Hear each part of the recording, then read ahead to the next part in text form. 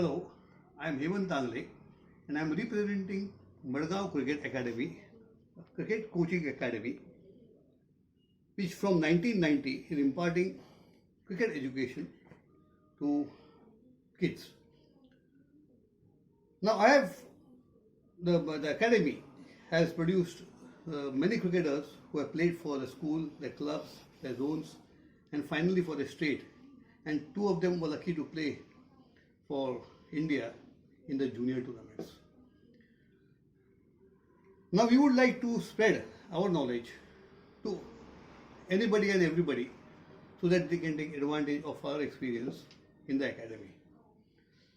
Let me introduce myself. I have done NIS certificate course standing first in 1990 in Gandhinagar. Then after that in 2007 I have done my NCA level A course.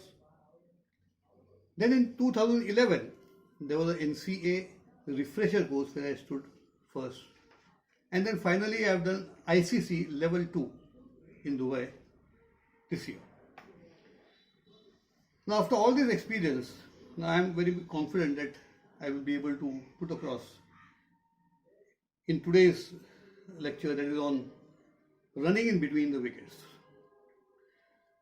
Now this is an aspect, a technique, which the base is the mutual understanding between the two batsmen on the wicket there, and they have to follow some rules and regulations, otherwise it will end in disaster if one does not respect the other's call.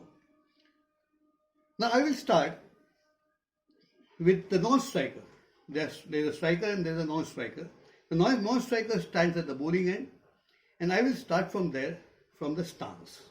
And then we can proceed further, and then we can slowly learn how to run in between the wickets, following all these rules and regulations correctly. Now first I will take you to the crease, the popping crease and the bowling crease.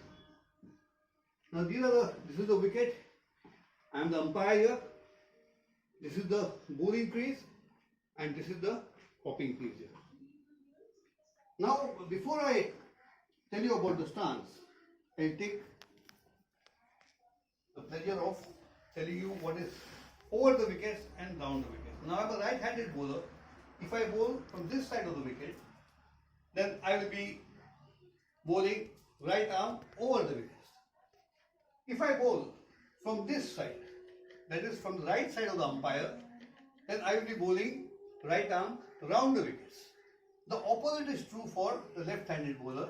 Now this is left arm over the wickets and this is left arm around the wickets. So with this being clear, now you will understand how to take a stance. Now this is the popping crease, 4 feet from the bowling crease. And now considering that the bowler is bowling over the wickets, I will be standing on the other side of the stumps with my left leg inside the crease, right leg outside the crease, bat in the left hand, and I have held the bat at the top of the hand so that my bat and the left leg is inside the crease. Now why I am standing this way? So this leg is parallel to the popping crease so that I am side on and I can watch the bowler.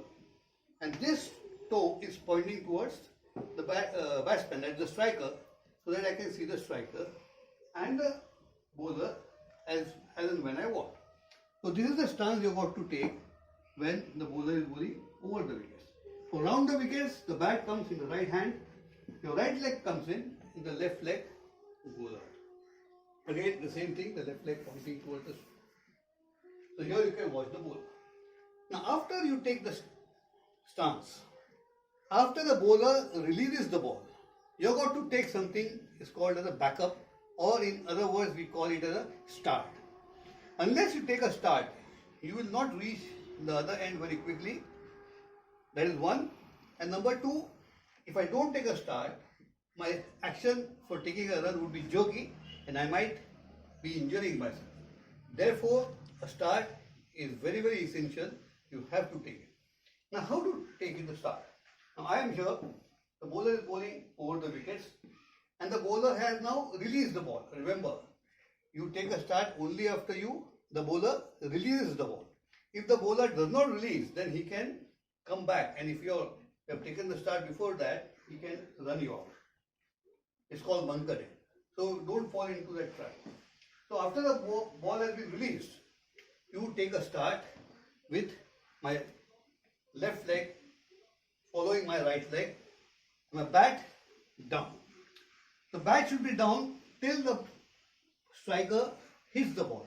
Because if the striker hits the ball straight, then your bat can come back very easily. Because if you take the bat in your hand and then go towards the bowler, towards the striker, then if the ball is hit back, then it will be very difficult for you to take your bat inside the crease if the ball hits the stumps after the bowler has touched it. That is a very rare incident, but you have to be prepared for that. Now you take a start and you take your bat in your right hand. So that will ensure that once you start the call, and then if you're running, then you can use the bat as the force to run. You shake the bat so you can run fast. So this is the technique after you take a start. Now after you take a start, what do? You do two things. You either call or you respond to a call.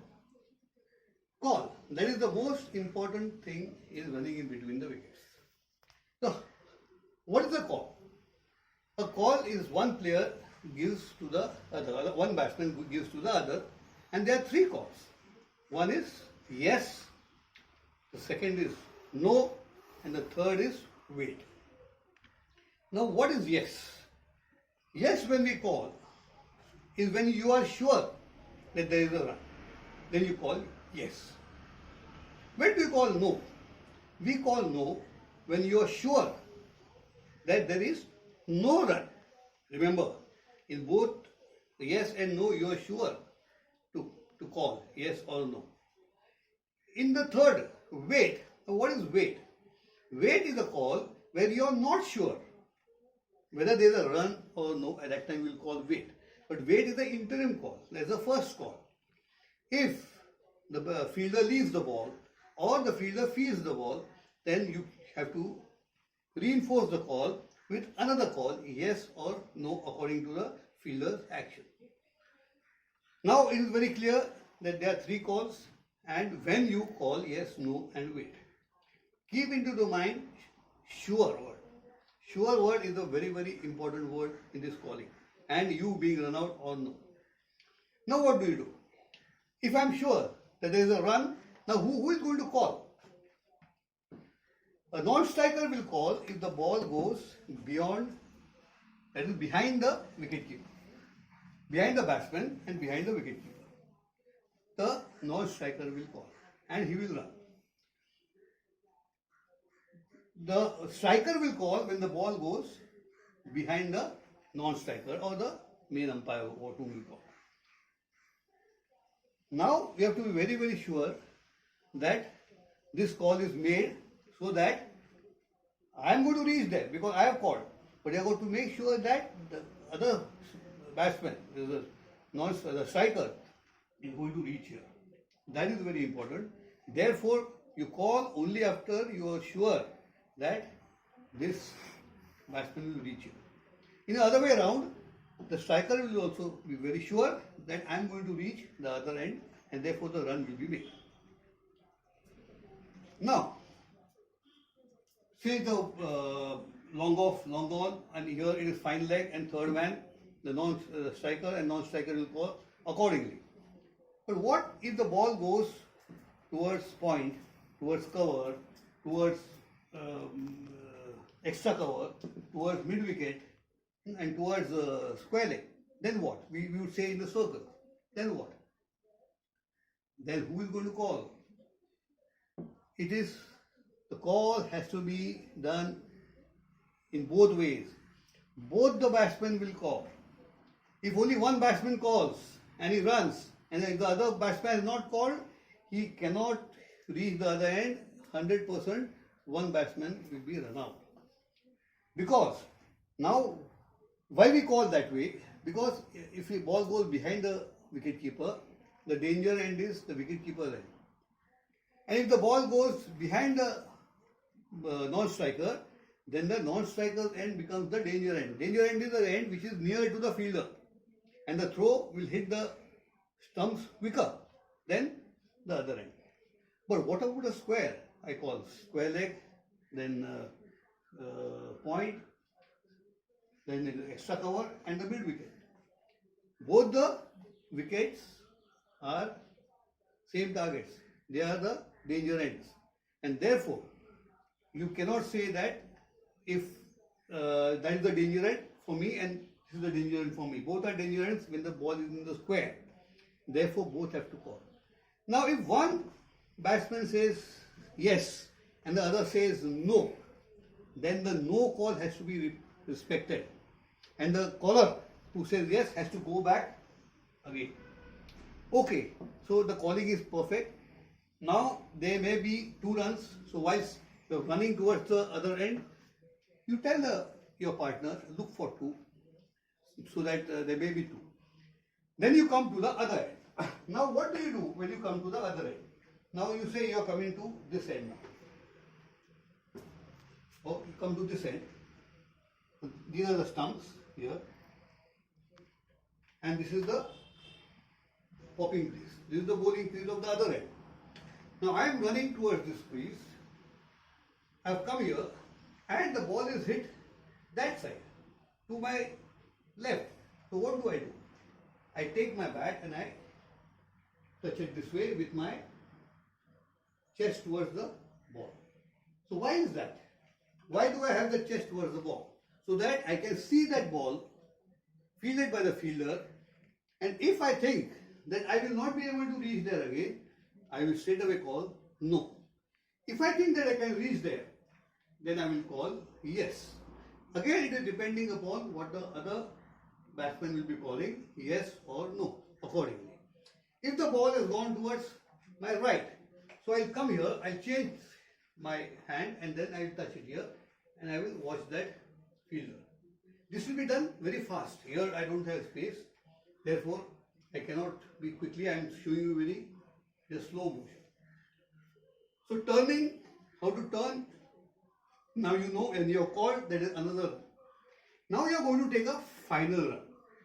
Final run may be the first run, it may be the second run, or it may be the third run. So final run is the most, the run that you are running fastest, and you will be reaching the crease as fast as possible. Say, imagine that this is the crease you are going to approach from, the throw is coming from there, and I am going to approach this crease. So when I approach that crease, I am running fast here, I touch my bat here, and I start grazing it or scraping it towards the stumps. I will not touch the bat. I will not touch the bat into the crease. If I do that, then the umpire will know correctly when you have touched the bat, and it will take some time also to touch the bat from up and down. But here, you are already on the ground, it will be very quick in action that you will be inside the crease, and the umpire will be in a quandary. He is not sure whether you are out or not out, but 100% even I will batsmen who have been given out when they were outside the crease, of course without the cameras there. So when you are playing in school cricket, club cricket and other cricket before the first class cricket, there are no cameras, so you can safely say you can escape being run out 99 times if you are out, if you scrape the bat, if you graze the bat. So this is the way you are going to run in between the wickets. Again I am repeating that even after following all these instructions, if you don't have mutual understanding between the two players, then it will be very difficult to run in between the wickets. But if you follow these norms, like mainly calling and these small techniques which I have told you, then you can go on and on. You can easily run. I have heard, and I played 33 Ranji Trophy matches, and so many sub cricket matches I have played. In that, a team from Hubli, they had 2 brothers who were openers, and I'll tell you, they used to say no, no, no and run a finger. So it depends upon their way of following and understanding, which is of paramount importance. Now please follow this, run in between the wickets. If you become out for some reason, you come to this video and go through all these points again and see where you have faltered, where you are wrong. Correct it next time, discuss it with your partner, and stay safe in your crease. So I would like your reviews in our Madgaon Cricket Academy account. Tell me what I have done wrong here so that there is a chance of improvement, or we can add something so that the upcoming cricketers can be educated correctly. So thank you very much. Namaste.